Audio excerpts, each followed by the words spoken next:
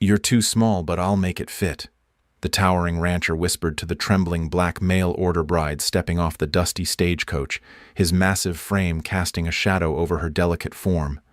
The frontier town watches with cruel anticipation, wagering how quickly this mismatched pair will crumble under the weight of their obvious differences. They see a fragile city woman destined for heartbreak and failure in the unforgiving wilderness. But the gentle giant who awaits her carries secrets of loneliness and a failing ranch teetering on the edge of ruin. She clutches a mysterious leather satchel containing tools that could either save them both or destroy any chance of acceptance in this hostile community. Can two outcasts forge something lasting from their desperate arrangement, or will the very thing that might rescue them tear apart everything they're trying to build? Before we continue, comment where you are tuning in from. Perhaps we will publish a story there. The stagecoach wheels ground to a halt in a cloud of Wyoming dust. Eleonora Green stepped down onto the wooden platform, her polished boots meeting the rough planks of Copper Valley. The year was 1878, and she had traveled further from Philadelphia than she ever imagined possible. Curious eyes turned toward her. Conversations stopped mid-sentence.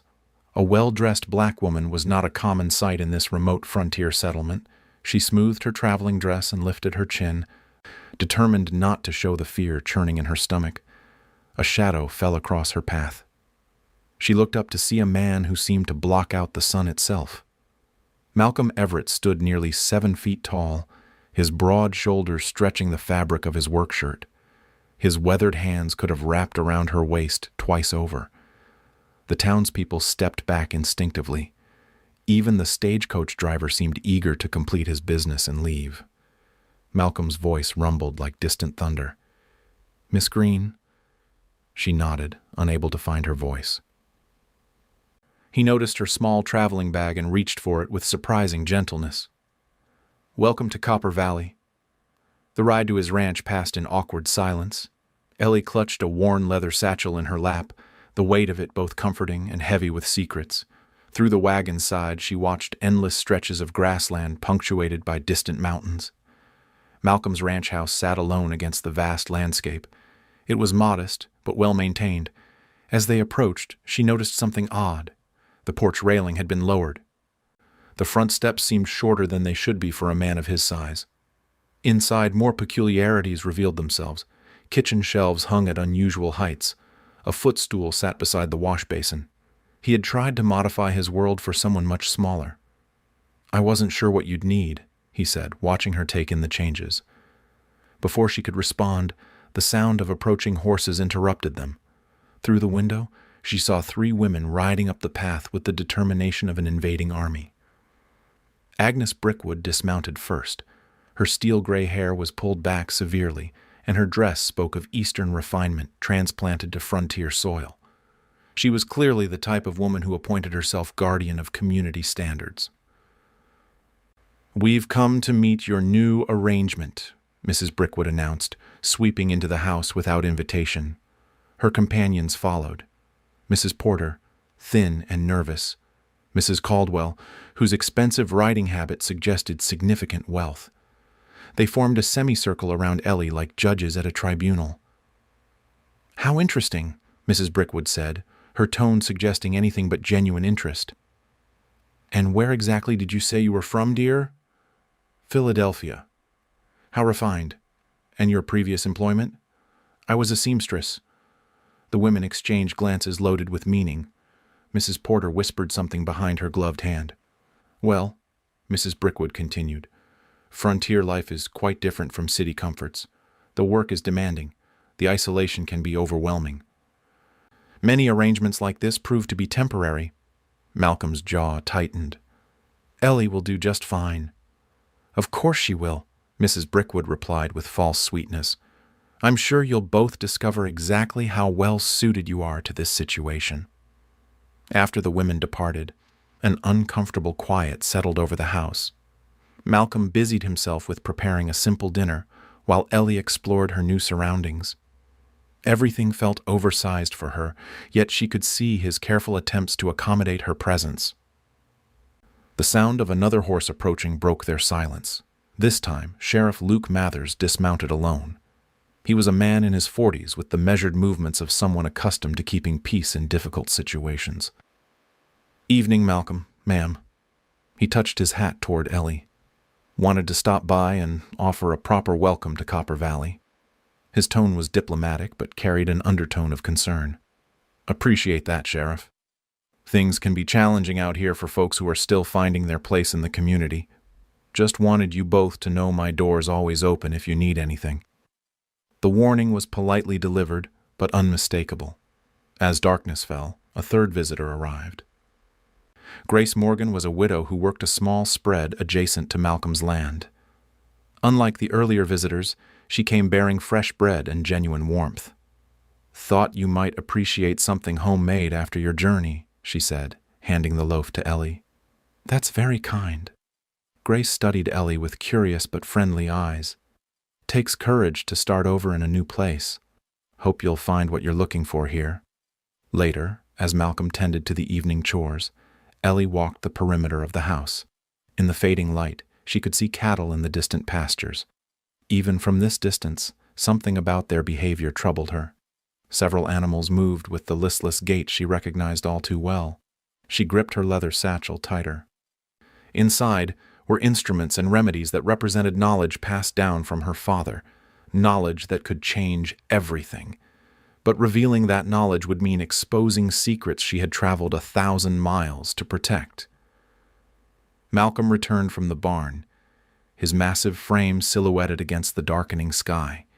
He found her standing on the modified porch, staring out at land that now represented both their futures. "The cattle," she said quietly. "How long have they been sick?" His surprise was evident. "What makes you think they're sick?" She realized her mistake immediately. A seamstress from Philadelphia shouldn't know anything about livestock, but the words had already escaped.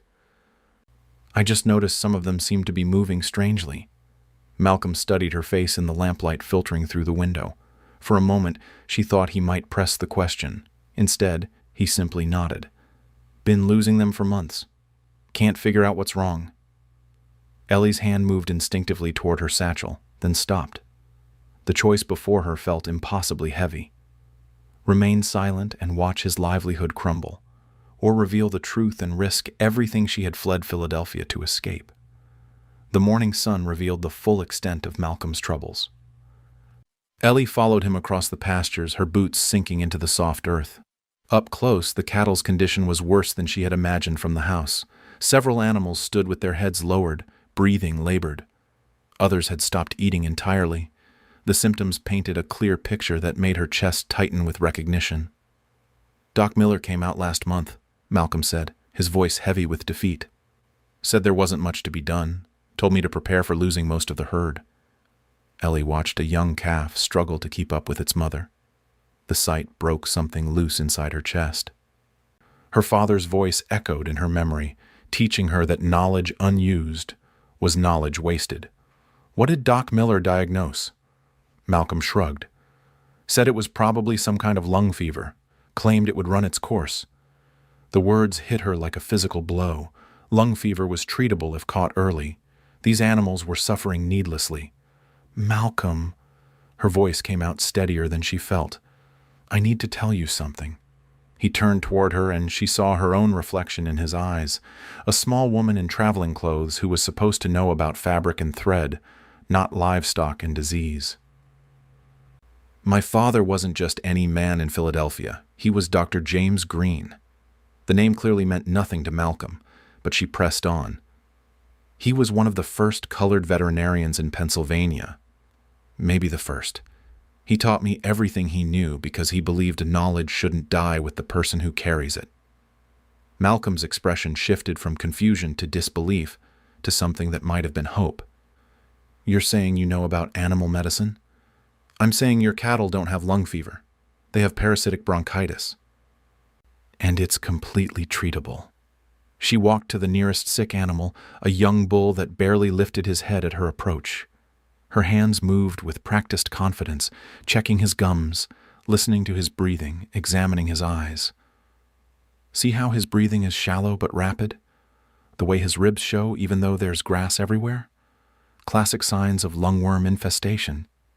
Malcolm followed her movements with growing amazement. Doc Miller never mentioned parasites. Doc Miller probably learned his veterinary skills from a farmer's almanac. The words came out sharper than she intended. These animals need specific treatment, not folk remedies. She returned to the house and retrieved her leather satchel. Inside were instruments her father had crafted himself, alongside vials of compounds she had prepared before leaving Philadelphia. Malcolm watched in silence as she laid out tools he had never seen before. "How long have you known?" he asked quietly. "Since the moment I saw them yesterday. But I was afraid to say anything." "Afraid of what?" She met his eyes directly. "Afraid that a woman who knows too much might not be welcome here." Understanding passed between them without words. In a world where women were expected to know their place and colored folks were expected to know theirs, her knowledge represented a dangerous combination. "What do you need?" Malcolm asked. The simple acceptance in his voice nearly undid her composure. "Help catching them, and trust that I know what I'm doing." They worked through the morning methodically. Ellie administered treatments while Malcolm held each animal steady. Her movements were precise and confident, backed by years of training that few people in the territory could match. Word traveled fast in a small community. By afternoon, riders appeared on the horizon. Grace Morgan arrived first, followed by Tom Peterson from the neighboring spread. Even Sheriff Mathers rode out to see what was happening. "Heard there was some kind of doctoring going on," Peterson said, dismounting near the corral where Ellie was examining another animal. Grace watched Ellie work with obvious fascination. "Where did you learn to do that?" "Philadelphia."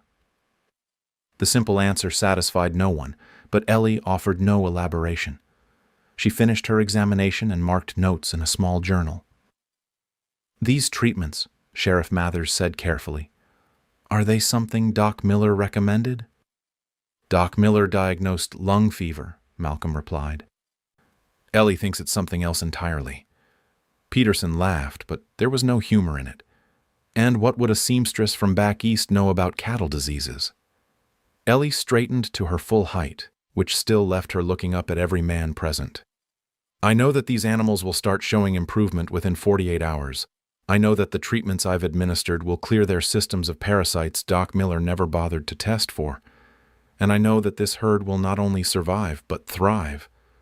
"That's quite a claim," Peterson said. "Yes, it is." The crowd dispersed with murmured conversations and backward glances. Only Grace remained, helping Ellie clean her instruments. "Your father must have been quite a teacher," Grace said quietly. "He was the best man I ever knew." "And he taught you all of this?" Ellie nodded. "He said knowledge was the one thing nobody could take away from you, even when they took everything else." 2 days later, Malcolm found Ellie in the kitchen before dawn, staring out the window toward the pastures. The cattle were moving differently. Several animals that had barely lifted their heads were now grazing normally. "It's working," he said. "It's working." By the end of the week, the transformation was undeniable. Animals that had been listless and dying were alert and healthy. The word spread through Copper Valley like wildfire. Some neighbors arrived asking quiet questions about their own livestock problems. Others came with suspicion and barely concealed hostility. Mrs. Brickwood appeared with 2 other women, their faces set in disapproving lines. "Quite remarkable," Mrs. Brickwood said, watching healthy cattle graze where sick ones had stood the week before. "One might wonder where a seamstress acquired such unusual skills." "One might wonder why it matters as long as the animals are healthy," Malcolm replied evenly. "Oh, it matters," Mrs. Brickwood said. "In a proper community, it matters very much indeed." But the cattle continued to thrive, and word of Ellie's success spread beyond Copper Valley.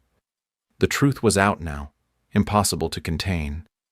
She was no ordinary mail-order bride, and their arrangement had become something neither of them had expected. The rumors started before the sun rose on Monday morning. Mrs. Brickwood had been busy over the weekend, visiting every respectable household in Copper Valley. By breakfast time, half the town was whispering about unnatural healing and dark practices. Ellie heard the whispers when she accompanied Malcolm to the general store. Conversations stopped when she entered. Eyes followed her movements as she examined supplies. The storekeeper's wife served her with obvious reluctance. "Mighty strange how those cattle recovered so quick," someone muttered behind the pickle barrels. "Ain't natural for a woman to know such things." Especially that kind of woman. Malcolm's jaw tightened, but Ellie placed a gentle hand on his arm. She had expected this reaction. Her father had faced worse in Philadelphia, where education and accomplishment were supposed to matter more than skin color. The first test came Tuesday afternoon. Grace Morgan arrived with Tom Peterson in tow, his hat literally in his hands. "Tom's got a sick horse," Grace explained. "Been off its feed for a week. Doc Miller says there's nothing to be done."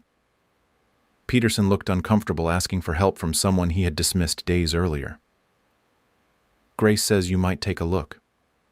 Ellie examined the mare carefully. The animal was dehydrated and listless, with telltale signs of colic. Another condition Doc Miller had apparently misdiagnosed. "She needs mineral oil and walking," Ellie said, "every hour for the next 6 hours. Then a specific herbal mixture I can prepare. And if we don't do this, you'll lose her by Friday." Peterson followed her instructions precisely. The mare recovered completely. Word spread faster than prairie fire. Within a week, 3 more neighbors had quietly sought Ellie's help.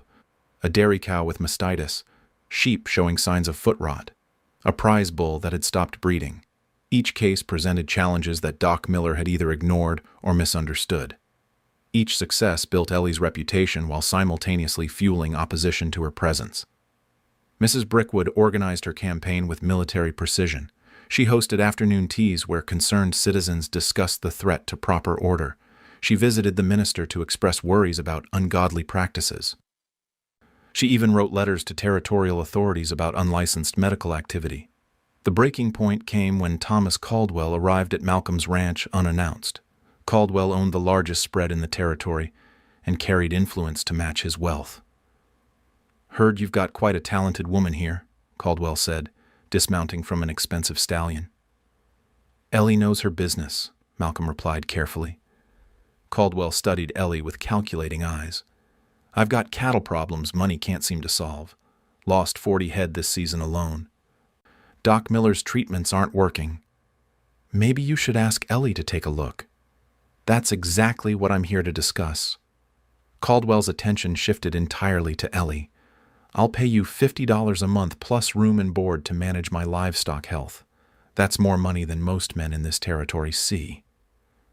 The offer hung in the air like a thunderclap. $50 was a fortune by frontier standards. "I appreciate the offer, Mr. Caldwell, but I'm content where I am." "Think about it carefully," Caldwell pressed. "A woman with your skills could do very well for herself. Better than playing house on a struggling ranch." Malcolm stepped forward, his massive frame casting a shadow over Caldwell. "She's given you her answer." Caldwell smiled coldly. "Of course. Just wanted to make sure she understood her options." After Caldwell left, the attacks intensified. Mrs. Brickwood's whisper campaign became an open assault. She organized a town meeting to address what she called the situation. The meeting drew the largest crowd in Copper Valley's history. The small church overflowed with ranchers, shopkeepers, and their families. Mrs. Brickwood had done her work well. "We have a duty to maintain standards," she announced from the front of the room. "When unqualified persons practice medicine, they endanger our entire community." Murmurs of agreement rippled through the crowd. "Furthermore, we must consider the moral implications of allowing such activities to continue unchecked." Sheriff Mathers sat in the back, his expression carefully neutral. Grace Morgan occupied a middle pew, her face set in determined lines. "I propose we petition the territorial authorities to investigate these irregular medical practices," Mrs. Brickwood continued. "What irregular practices?" Grace stood up, her voice carrying clearly through the church. "Healing sick animals? Saving people's livelihoods? Mrs. Morgan, please remember your place." "My place is standing up for what's right. Ellie Green has done more good in 2 weeks than Doc Miller has done in 2 years." Other voices joined the argument. Tom Peterson stood to defend Ellie's treatment of his horse. 2 more ranchers spoke about successful treatments she had provided, but Mrs. Brickwood had prepared for opposition. "These temporary improvements prove nothing," she declared. "We're dealing with forces beyond our understanding, practices that have no place in a Christian community." The implied accusation hung heavy in the air: witchcraft, devil worship, the kinds of charges that could destroy lives on the frontier. Sheriff Mathers finally stood. His presence commanded immediate attention. "I've heard enough accusations," he said quietly. "Now I want to hear facts. Mrs. Green, would you explain exactly what you've been doing?" Ellie rose from her seat, feeling every eye in the room focus on her. This was the moment she had dreaded and prepared for since leaving Philadelphia. "My father was Dr. James Green," she began, her voice steady despite the hostility surrounding her. "He studied veterinary medicine at the University of Pennsylvania. He taught me anatomy, pharmacology, and diagnostic techniques because he believed knowledge should serve wherever it's needed." She continued speaking, explaining her training and methods with scientific precision. Several people shifted uncomfortably as her obvious expertise became undeniable. "I use the same principles any trained veterinarian would use," she concluded. "The only difference is that I learned from someone who happened to be my father instead of a professor in a classroom." The room fell silent. Mrs. Brickwood's face had gone pale.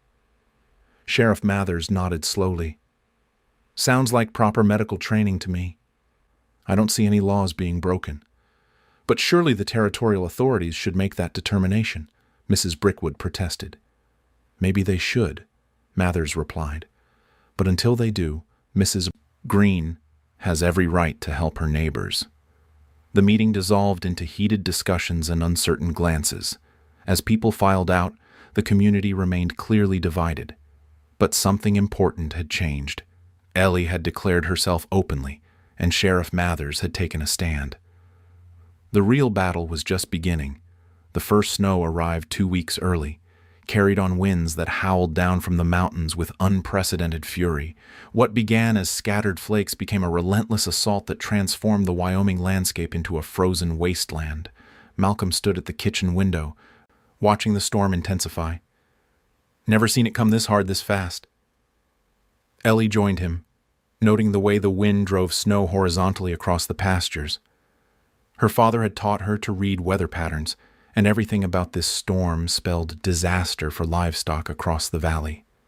"The cattle will need shelter," she said, "already moved them to the lower pastures near the windbreaks. But if this keeps up—" He didn't finish the sentence. They both understood the implications. A storm of this magnitude could wipe out entire herds, destroying the economic foundation of every ranch in Copper Valley. By evening, the temperature had plummeted to dangerous levels. Malcolm made repeated trips to the barn, checking on their animals and ensuring adequate feed remained accessible. Each journey became more treacherous as snow accumulated in deep drifts. The first call for help came before dawn. Tom Peterson rode through the blizzard on a horse that could barely navigate the drifts. "Lost 12 head already," he shouted over the wind. "Found them frozen solid in the north pasture. The rest are scattered. Don't know how to bring them in safely." Ellie grabbed her medical bag and heaviest coat. "We need to reach them before hypothermia sets in completely." "You can't go out in this," Malcolm protested. "Those animals will die without immediate treatment. Hypothermia requires specific interventions within a narrow time window." They rode out together, following Peterson through snow that reached their horses' bellies. The world had become a whiteout of driving snow and bitter wind. Visibility dropped to mere yards. Peterson's remaining cattle huddled against a rocky outcropping, their coats encrusted with ice. Several animals lay motionless in the snow. Ellie dismounted and began examining them immediately. "This one's still alive," she called, kneeling beside a young bull whose breathing was barely detectable. "Help me get him upright." She worked methodically, checking each animal for signs of life. Her hands moved with practiced efficiency despite the numbing cold. 3 more cattle showed faint vital signs. "We need to warm their core temperature gradually," she instructed. "Too fast, and we'll kill them ourselves." Using techniques her father had taught her during harsh Philadelphia winters, she directed the men in moving the surviving animals to better shelter. She administered stimulants to improve circulation and wrapped the weakest animals in whatever blankets they could spare. Word of their rescue efforts spread through the valley's communication network of desperate neighbors. Before noon, Grace Morgan arrived with news that the Hendersons had lost their entire dairy herd. 23 head, Grace reported. Everything they had. More requests for help followed throughout the day. The Caldwells had cattle trapped in a box canyon. The Petersons' sheep were scattered across 3 miles of open range. Doc Miller had declared the situation hopeless and retreated to town to wait out the storm. Ellie made a decision that would define everything that followed. "We're going to help everyone we can reach," she announced. "Every animal we save means a family doesn't lose their livelihood." Malcolm stared at her through the swirling snow. "That could mean riding for days in these conditions." "Then, we ride for days." They spent the next 72 hours in continuous motion, traveling from ranch to ranch as the storm raged around them. Ellie treated cases of frostbite, hypothermia, and exposure with supplies that dwindled rapidly. She improvised treatments using materials found on each ranch. At the Caldwell spread, they found Thomas Caldwell himself working desperately to save cattle trapped in the canyon. His expensive clothes were ruined, his hands bloody from handling frozen rope. He looked up as Ellie approached with her medical bag. "Didn't expect to see you out here," he said. "Animals don't care about politics during a blizzard." She worked for 6 hours straight, treating his cattle with the same care she had shown everyone else's livestock. When they finally freed the last animal from the canyon, Caldwell watched her with something approaching respect. "I owe you an apology," he said quietly. "You don't owe me anything. Your cattle needed help." By the 4th day, the storm finally began to weaken. The wind died to manageable levels, and visibility improved enough to survey the full extent of the damage. The valley had been transformed into an alien landscape of snowdrifts and ice. Sheriff Mathers rode out to check on isolated ranches, finding Ellie and Malcolm at the Morrison place, treating the last of several critical cases. "Heard you two have been making rounds," he said. "Someone had to," Malcolm replied. Mathers surveyed the scene. 3 cattle that had been near death were now standing and alert. Mrs. Morrison was preparing hot food for everyone involved in the rescue effort. Doc Miller estimated the valley would lose 60% of its livestock, Mathers continued. "Preliminary counts suggest we'll lose less than 20%. That's the difference between economic disaster and manageable losses." The numbers told only part of the story. Ellie's interventions had prevented not just animal deaths but human catastrophe. Families who would have faced complete ruin now had hope for rebuilding. As word spread of her efforts during the crisis, something fundamental shifted in Copper Valley's social dynamics. People who had viewed her with suspicion now spoke of her with gratitude. Even some of Mrs. Brickwood's strongest allies began questioning their previous opposition. Grace Morgan organized a community gathering to thank everyone who had helped during the storm. The meeting drew twice as many people as Mrs. Brickwood's hostile assembly had attracted. "We owe our survival to neighbors who risked everything to help others," Grace announced. "Particularly those who brought knowledge and skills we desperately needed." The applause that followed was genuine and sustained. Ellie found herself surrounded by people offering thanks, requesting her continued services, and treating her as a valued community member. Even Mrs. Brickwood attended, though she remained silent throughout the proceedings. But the storm had brought more than just acceptance. A letter waited at the ranch when they finally returned home, bearing a Philadelphia postmark and news that would challenge everything they had begun to build together. The letter arrived on a Tuesday morning, carried by the same stagecoach that had brought Ellie to Copper Valley months earlier. She recognized the elegant handwriting immediately and felt her stomach drop. Malcolm noticed her reaction as she held the unopened envelope. "Bad news?" "I don't know yet."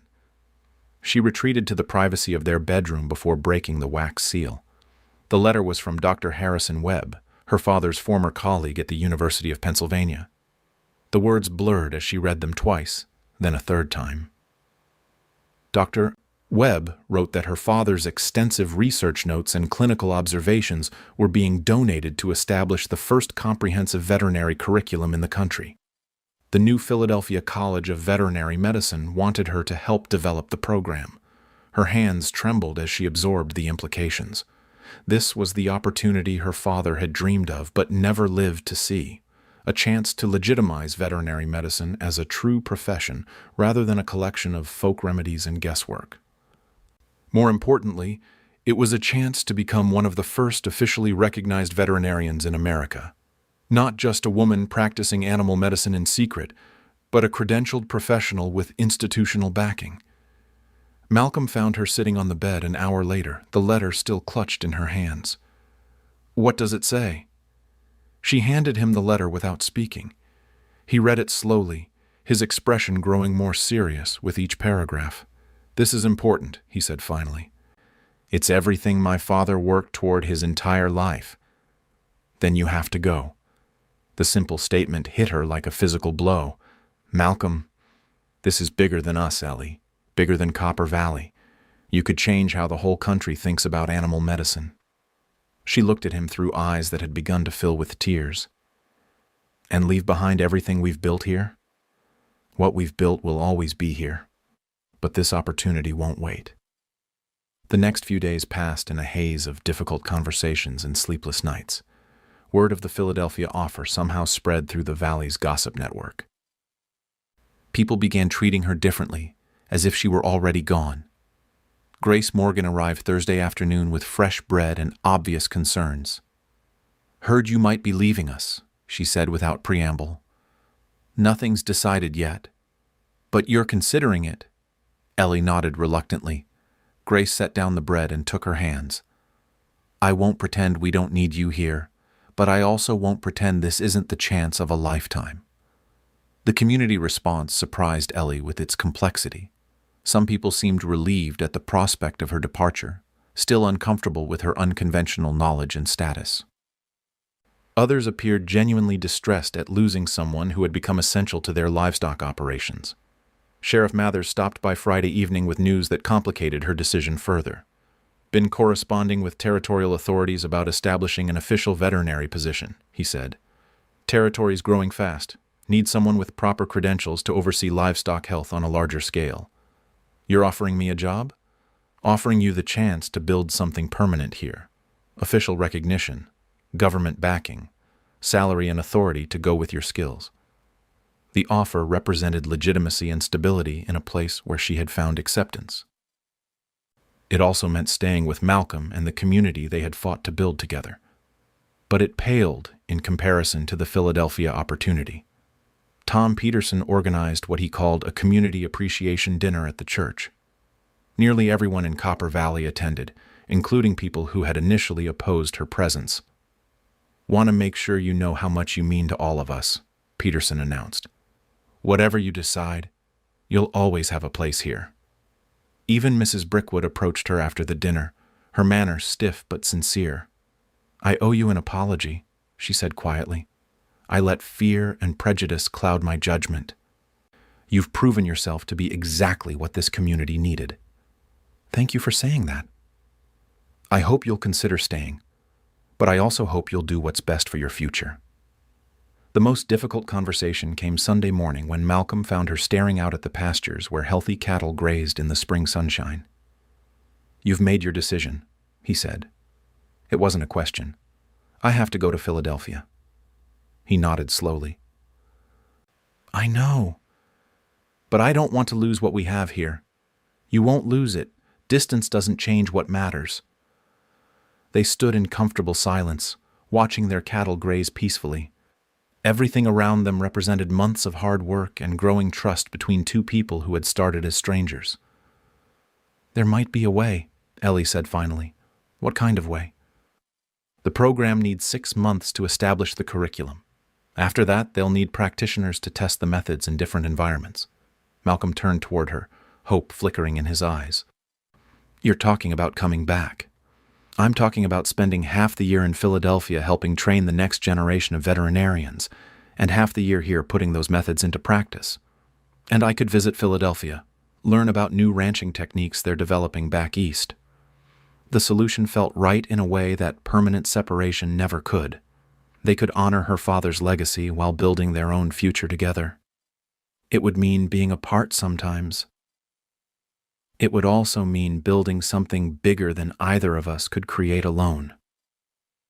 That evening, Ellie sat at the kitchen table and began writing 2 letters.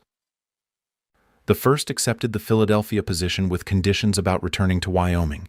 The second informed Sheriff Mathers that she would accept the territorial veterinary position on a part-time basis. Malcolm watched her write, occasionally offering suggestions about timing and logistics. They were planning a future that honored both their individual dreams and their shared commitment to each other. The letters would go out on Tuesday's Stagecoach, setting in motion changes that would reshape both their lives. But for now, they sat together in the house he had modified for her, planning a marriage of true partnership that would bridge 2 worlds. 1 year later, the same stagecoach that had first brought Ellie to Copper Valley rolled to a stop at the familiar wooden platform. But this time, half the town had gathered to welcome her home. Malcolm stood at the front of the crowd, his massive frame unchanged, but his expression transformed by joy and anticipation. 6 months in Philadelphia had felt like 6 years, despite the letters they had exchanged weekly. Ellie stepped down, wearing a new dress and carrying official documents that certified her as a licensed veterinarian.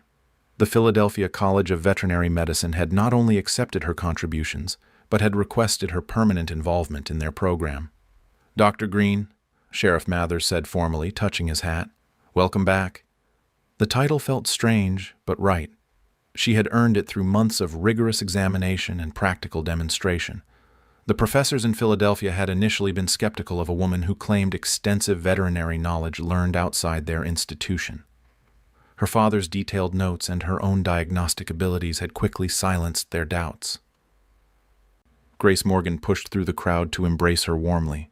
"The valley hasn't been the same without you." Tom Peterson stepped forward with his hat in his hands, just as he had months earlier when seeking help for his mare. "Got a cow that's been acting peculiar. Doc Miller says she's fine, but—" "She'll look at your cow tomorrow," Malcolm interrupted, wrapping his arms around Ellie. "Today she's home." The reunion celebration lasted well into the evening. Nearly everyone in Copper Valley attended, including families who had initially opposed her presence. They brought food, stories of the livestock problems that had arisen during her absence, and genuine expressions of gratitude for her return. Mrs. Brickwood approached during the quieter moments of the evening. Her transformation over the past year had been remarkable to witness. "I wanted you to know that I've been thinking about our early encounters," she said.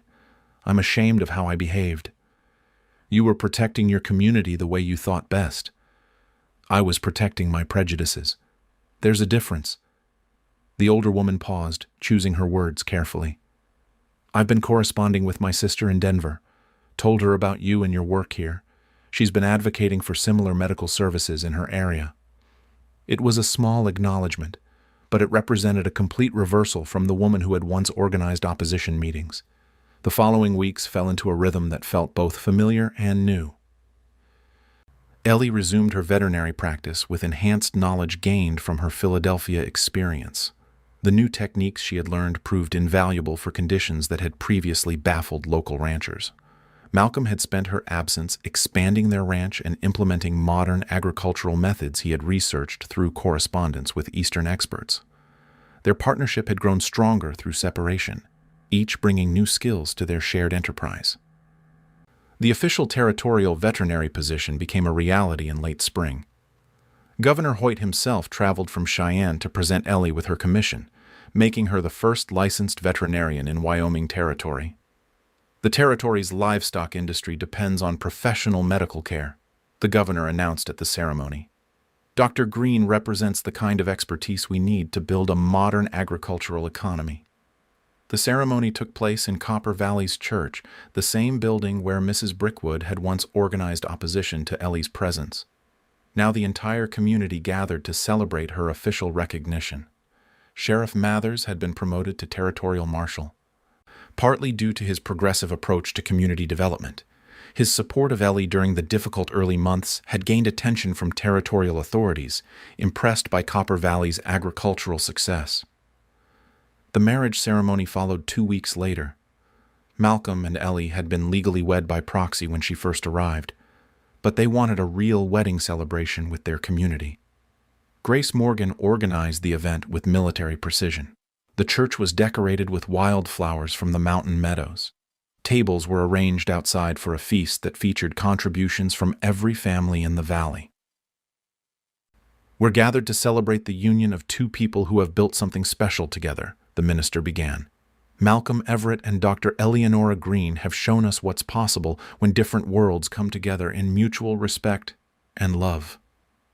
The ceremony was simple but meaningful. Malcolm's voice rumbled as he spoke vows about partnership and support. Ellie promised to share her life between Philadelphia and Wyoming, building bridges between East and West. When he said, "I'll make it fit," during his vows, referencing their first conversation, the entire congregation understood the deeper meaning.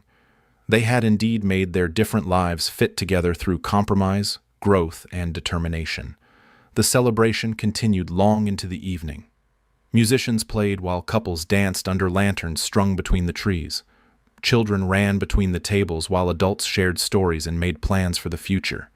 Thomas Caldwell approached during a quiet moment, extending his hand to Malcolm.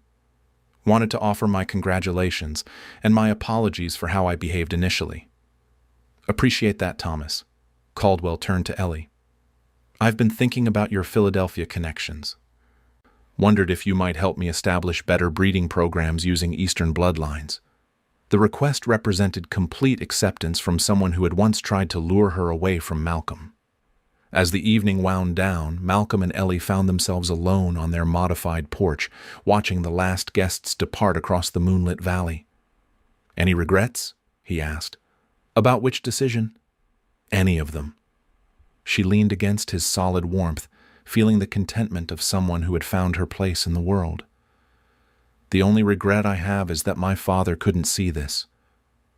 He would have loved knowing his knowledge helped build something lasting. Maybe he does know." 3 months later, Ellie received a letter from the University of Pennsylvania requesting her assistance in establishing veterinary programs in other frontier territories. Her work in Wyoming had become a model for bringing professional animal medicine to developing regions. Their ranch had become a destination for visitors wanting to learn about modern agricultural techniques. Neighboring territories sent representatives to study their methods. Eastern investors sought partnerships based on their proven success, but the most important changes were personal. Malcolm and Ellie had created a marriage based on mutual respect, shared goals, and the understanding that love meant supporting each other's dreams rather than limiting them. Their story became legendary in Copper Valley, told to newcomers as proof that differences in background, education, or appearance meant nothing compared to character and determination. Standing together on their porch each evening, they could see the results of their partnership across the thriving valley, knowing they had built something neither could have achieved alone.